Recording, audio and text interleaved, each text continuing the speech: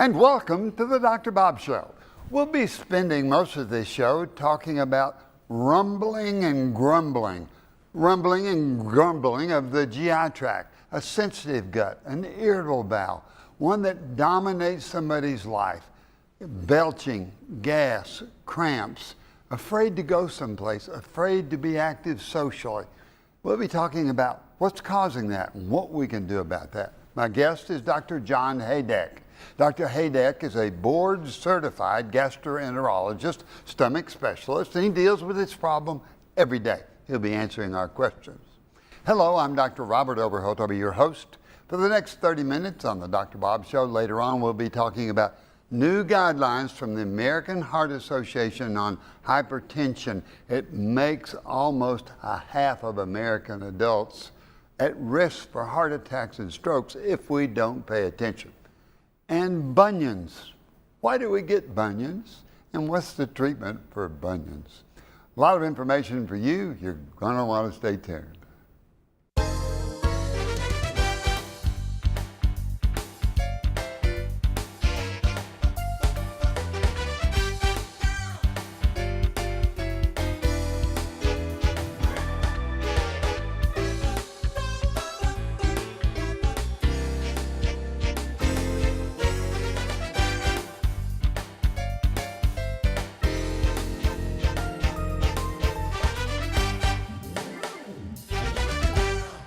We're talking with Dr. John Haydek, board-certified gastroenterologist, stomach specialist, and we're talking about a sensitive gut, when the gut goes out of whack.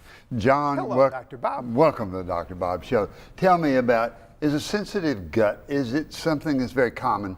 It's actually a very common thing, and I think we all have a sensitive gut to a certain degree. Sensitive gut is really just a saying that means that things don't feel well in there. It's usually related to eating, but it could be heartburn, dyspepsia, fullness, bloating, gas, altered bowel habits. But it's very common, and I think we all have it to a certain degree.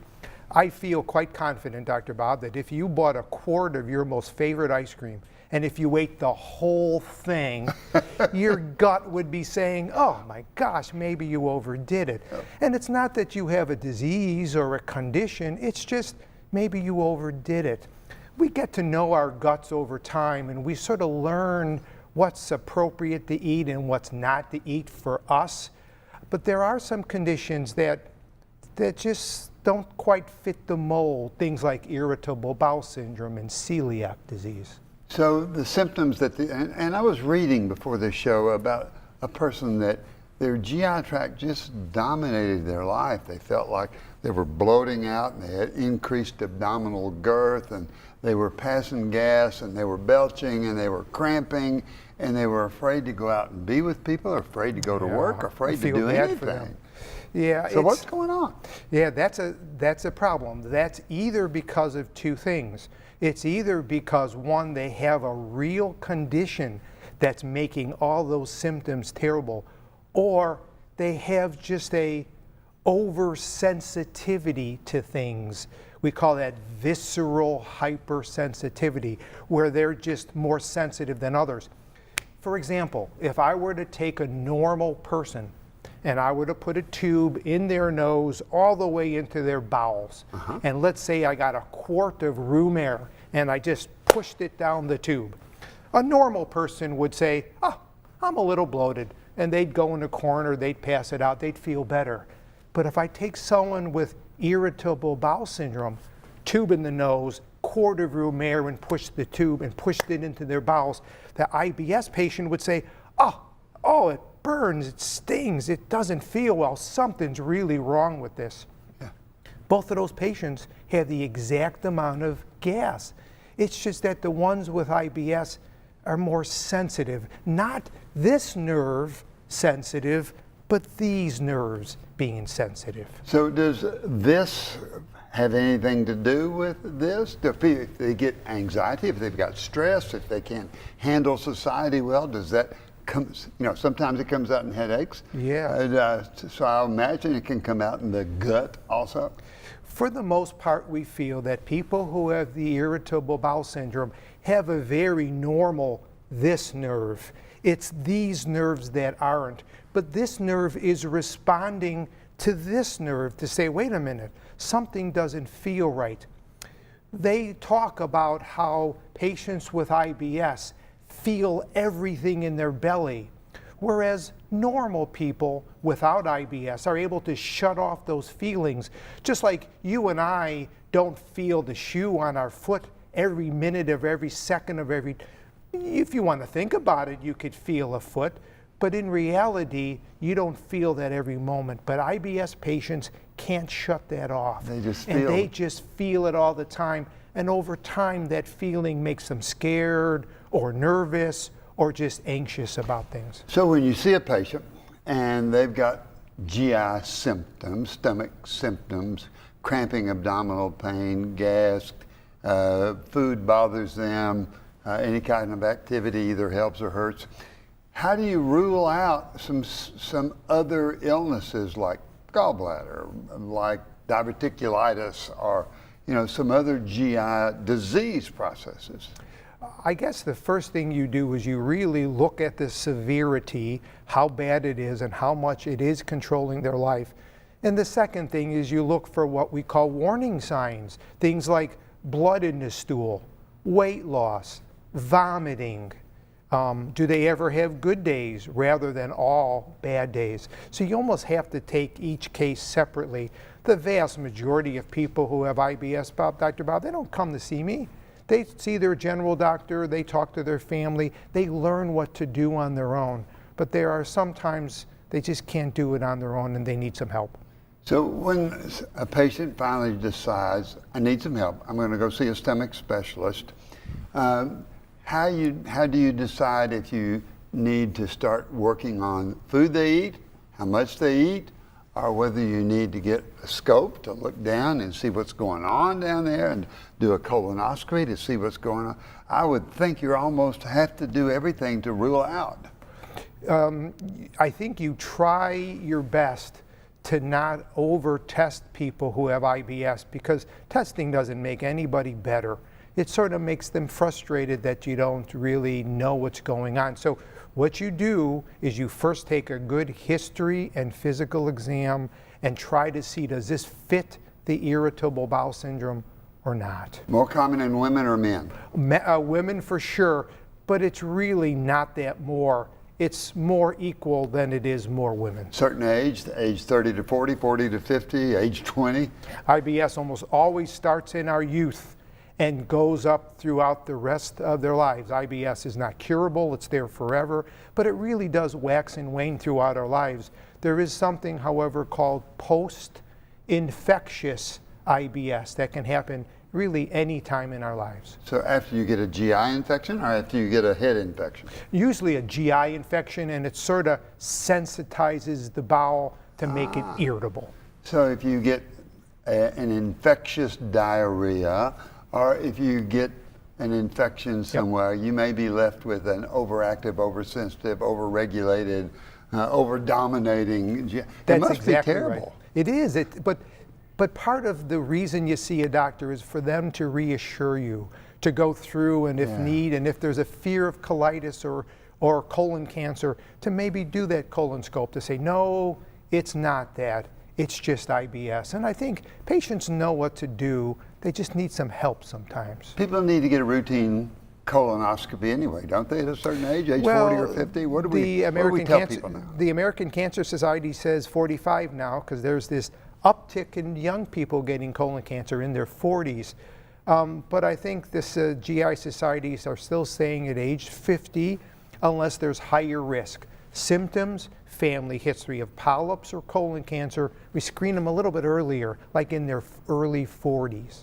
So when you screen somebody with colonoscopy, really what you're looking for is preventable colon cancer by finding a polyp and getting it out of there. Plus, we're also looking for things like, is there diverticulosis? Is there scar tissue? Is there redundancy where gas pockets can develop? Is there Crohn's disease? Is there microscopic colitis, which can give a watery diarrhea? Wow, so it really is important sometimes that you take a look to make sure what's going on with that patient. Is there treatment for constipation that's due to an irritable bowel, or diarrhea that's due to an irritable bowel? Do they have a combination of both? Is there a pattern of trying to help that patient have a more normal GI tract? Definitely. So the treatment of IBS is really a three-pronged treatment. And that's what we're going to be talking about. Three-pronged treatment for irritable bowel to get rid of those symptoms of cramping and bloating and abdominal pain and discomfort and afraid to eat and afraid to go out. I want to know what those three prongs are. You're going to want to stay tuned. We're talking with Dr. John Haydek, and we're talking about a sensitive gut. A gut that can either respond with constipation or can respond with diarrhea. Sometimes it can be due to foods or activities. Sometimes we really don't know. We have to take a good history and be sure that nothing else is going on before we decide how aggressively to try and diagnose. John, you mentioned there's three prongs of the treatment. What are the three prongs? So the first prong is diet. That's one of the big things because most of the diet is what causes the trouble. So you look for things like gas-producing foods. What are some gas-producing? So gas-producing foods would be things like beans, broccoli, cauliflower, cabbage. Very healthy, very good for you, but very bad if you have the IBS syndrome because of that sensitivity that's in there. You look for milk products to try to avoid because most people with IBS are also lactose intolerant. And you look for carbonated beverages because sometimes just the gas of drinking those, if you don't burp it out, it has to go all the way through. And then the fructose sugar in soft drinks can sometimes cause trouble. So you look at the diet to take away the triggers in the gas-producing foods, milk products, and carbonated beverages. The second thing is you got to get the bowels better regulated. If they're constipated, to try to get them moving better. And if they're too loose, to try to get them to slow down some. So let's go with the constipated person. I think that's the three prongs: eating properly, and then we're going to attack constipation type of IBS, and then the diarrhea. Is that right? Well, so the first thing is diet. The second thing is getting the bowels moving better. But the third one would be a rescue that they can use when they really need something to help them through, to take away the fear that something may happen when they're out or they're with a friend. So guide me through that. What are those rescues? The rescues would be something that you can put underneath your tongue. Really? Called Levsin or hyoscyamine. It is an antispasmodic that works to just calm the belly down. The second thing we use is something called Imodium, very common. You can buy it over the counter, and it can just slow things down or give you a little bit of assurance that things aren't going to move well. And the third thing is something new over the past year. It's a peppermint oil in a pill. We know that peppermint oil is a very soothing medicine, and there's something called IB Guard against IBS, irritable bowel syndrome. And it's very safe. You can buy it over the counter. So we've got some medicines for relief, some that are antispasmodic. So if somebody has the complaint, I'm just constipated. I go 3 and 4 days without having a bowel movement, and I get cramping pain. I feel all bloated, and I feel stuffy, and I feel terrible. How do you guide that person? So the first thing you do is you got to say you need your fiber. You got to be sure you're getting your 20 or 30 or 40 grams of fiber in a day, and it needs to be with your meals, with the morning and evening meals, not before your meals, not in between, with your morning and evening meal. And you got to be sure you drink a full glass of whatever you want with your morning and evening meal. If you did that and it's really not helping, then we add a softener to that. Usually a softener is something called Miralax that you can buy over the counter. Milk of magnesia, prunes, magnesium tablets work as a softener.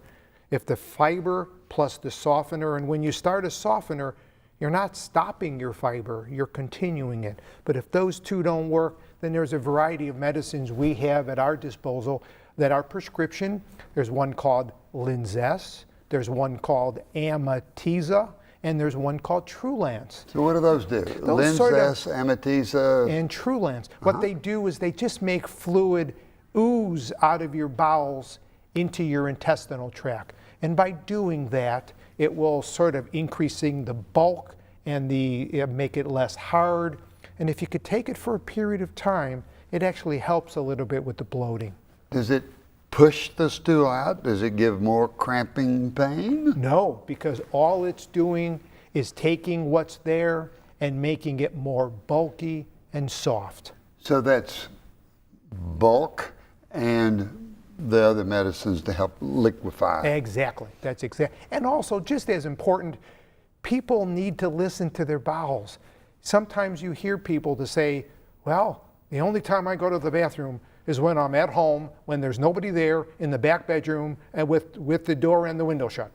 Well, your bowels sometimes need time to move. And if I tell people when you're constipated and you're in Walmart and your bowels say it's time to move, you should go. Because if you can go when they tell you, they'll move so much better than if you make your bowels move when you want them to move. So if you're at Walmart and you get the urge where you have a bowel movement and you hold back on that, you may cause trouble later on. Correct, and maybe your bowels will stop telling you for a period of time of not going. So let's talk about the diarrhea form, somebody that suddenly has to rush to the bathroom. So Imodium works great for that, as well as that pill underneath the tongue. Certainly trying to find out why it's there. But if your workups are negative, there are some things that GI doctors prescribe. Disposal. There's something called Xifaxan, which is a antibiotic to help with overgrowth of bacteria and just helps neutralize things. There's one called Alestranon or Lotrinex. And there's a third one called Viberzi, which works to just help with the narcotic receptors. It's not a narcotic, but it helps with those receptors within the belly and help with that. So a narcotic receptor would cause constipation, or? And by reversing that, you may sort of help. Well, it's not constipation, it's sort of a different receptor thing. It's the mu receptors. So do you have to go back and forth with you put somebody on one medication, it doesn't seem to help, and they come back and say, I'm still having the problem. You guide it with other medications? What do you do? I guess you work through the issues that the patient knows that the irritable bowel syndrome does not have a cure, and that it's a work in progress between the doctor and the patient to try to make things better. Sometimes patients come and they say, well, I did what you told me, doctor, nothing happened. They need to know. Not the thing you want to really hear. They need to know that there is no magic pills, that it's working together to try to come up with a solution, and that there may be days that are better than others, but that you try to be positive and you try to get your bowels moving as best you can. What does exercise and sleep and just laughter and just good health in general, what does that do to an irritable bowel? It certainly makes things better within the belly. If we're not feeling well, if we're depressed, if we're down, if we don't have sleep, and our belly hurts us, we're going to feel worse than if we're smiling, if we're happy, if we have good things happening and our belly hurts us. So it's not that the pain is less, I think we just get more frustrated about the pain when we are frustrated ourselves. So all of those help. Meditation, exercise, laughter, getting out and doing something.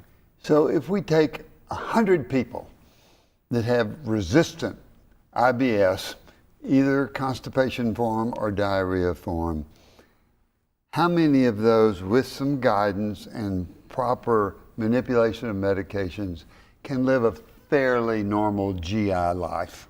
I'd say over 90%. Because don't forget, IBS is really common. 20%, 1 in 5 people have it. Look at all the people out there. They don't see the doctor. They take care of it themselves. Do you think in the future we'll find a diagnosis for this that will have more access to other medications and better improvement? Definitely.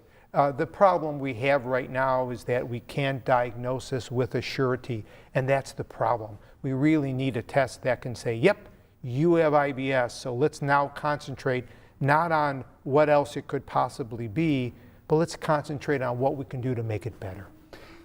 John Haydek, you make me feel better. Oh, I nice realize to see you. so many people have a sensitive gut, and we need to know that there's something that they can do for it.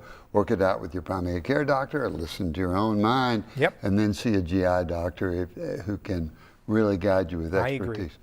Thank you for coming Thanks, to the Dr. Bob Show. Nice to see you. If you've got a sensitive gut, know that there is treatment and guidance for that. So be sure you don't let that be something that dominates your life and keeps you from doing what you want to do. Now you're going to want to stay tuned. We're going to talk about new guidelines from the American Heart Association that actually puts more people at risk for heart attacks and stroke. And bunions, if you've had bunions, you know they can really hurt. We'll talk about how to treat those. I want to thank Dr. John Haydek. Wonderful discussion on a sensitive gut. Know that you can get on a program that can guide you toward good health. And now questions from you, the viewer, that I think will be important to your health. Question number 1, Dr. Bob, what are the new guidelines for high blood pressure? Well, the American Heart Association came out with some new guidelines that essentially means about 50% of adults in the United States are at increased risk for heart attacks and strokes because of high blood pressure. Now, there's nothing new that's going on except the numbers. It used to be 140 over 80, now it's 130 over 80. So if your blood pressure is over 130 systolic, that means it's time to pay attention and to start doing something that can keep you from getting heart attacks and strokes. Well, what does the American Heart Association recommend? Well, one of the things they recommend is increased exercise.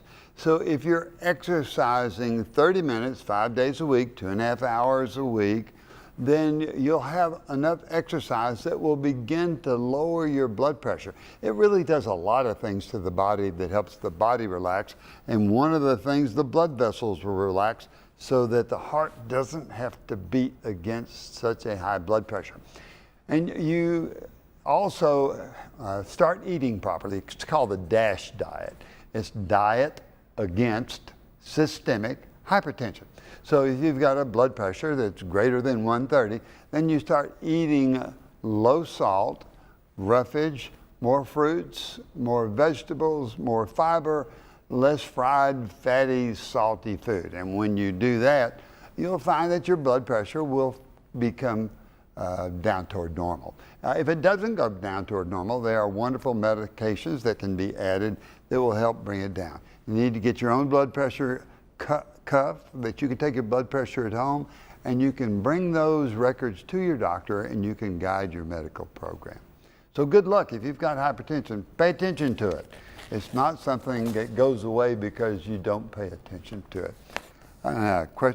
Question number 2, Dr. Bob, what do you do for bunions? Well, somebody asked me one time, are bunions hereditary? Actually, there are some people that it seems to run in family trees. But a bunion is overgrowth of the bone, usually at the base of the big toe. And it will begin to pouch out. It's overgrowth of bone that's right there, and it becomes very painful. And if you wear wrong kinds of shoes, then you may have a red hot toe. The doctor will have to decide if that's gout that you're having in that big toe and there's no other problem going on. But then we begin to use ibuprofen or aspirin to decrease the inflammation and the pain. We can put a pad over that toe. We begin to wear shoes that are wide enough at the bottom of the shoe. And if that doesn't work, then sometimes we have to have surgery. And the surgery can be to remove that little overgrowth of bone. Remember, your foot is your best friend, and it's very slow to heal. So we want to try and stay away from surgery if we can, but if it gets to be where it's bothering you too much, that may be relief is just a minute away, and that's getting rid of that bunion. It's all the time that we have for this show. Remember the 4 things that we always like to end with. Number 1 is exercise. Be sure that you're exercising on a regular basis. Makes you feel better. There is a runner's high, an exercise high. It'll help you lose weight. It will lower your blood pressure. It will make you sleep better. And so all the things that we really want out of life, exercise can do for you. Be sure that you get 7.5 hours of sleep. Sometimes we feel too macho, like we can really get by with less than that. You really can't. So if you're not getting your 7.5 hours sleep, be sure that you talk that over with your doctor, and you be sure that you prepare yourself for sleep and that you get a good night's sleep. Try and go to bed at the same time and wake up at the same time. Eat healthy, eat fruit and fiber, have a good time, stay away from salt, stay away from greasy foods, and most of all, what is it we like in the Dr. Bob Show? Is that laughter in your life. You know, sometimes I think as adults we lose that ability to laugh and giggle and have a good time. So find that person you tell funny stories with, laugh and laugh and laugh, and you will stay healthy.